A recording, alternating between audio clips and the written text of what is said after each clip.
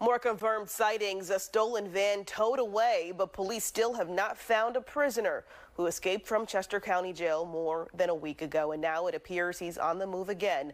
I'm Shayna Ferreira. For days, the search perimeter centered around Longwood Gardens, but now police have changed their focus of their attention. Here's what we know tonight. The search, Danelo Cavalcante, has now moved on to about 20 miles away from the previous area. Police say Cavalcante stole a van to get away, and they say he just changed his clothes and even shaved his face. Now, Eddie, you've been on top of the story all day. What can you tell us? Hey, good evening, Shayna. This is the area they've been searching for the last couple of hours. I'm going to get out of the frame here to show you. There's several police vehicles, law enforcement vehicles in this area. They've been coming and going, state troopers coming and going up and down this road. This road had about 30 or 40 different law enforcement lined up at one point a couple of hours ago. Right now we are near the corner of Conestoga Road and Font Road. This is in Glenmore Township, PA, and the intensity picked up right around 6 o'clock. Roads were shut down. But unfortunately, as of right now, we have no official reports of a new sighting or that he's been caught. Early Sunday morning, police released these new images of escaped killer Danelo Cavalcante, saying he has changed his appearance and is now clean-shaven and wearing a yellow or green hooded sweatshirt, a black baseball cap, green prison pants, and white shoes. Their search moving over 20 miles away from the Longwood Gardens area to Phoenixville. Police say Cavalcante went to an old work associate's home around 9:52 p.m., talking through a Ring doorbell camera where these images were captured. The homeowner wasn't home, and when they reviewed their footage around midnight, they called police to let them know. Investigators were also made aware of another sighting in the Phoenixville area in which Cavalcante appeared at a residence of another old work associate at 10:07 p.m.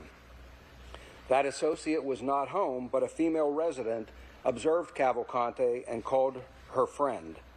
That friend responded to the residents and eventually placed a call to local police. Through these tips, law enforcement learned that he had stolen this white van. They confirmed it was taken from a business in the Longwood Gardens area after the owners left the keys in it. This most recent incident is a reminder that he will take advantage of any opportunity to obtain items he needs.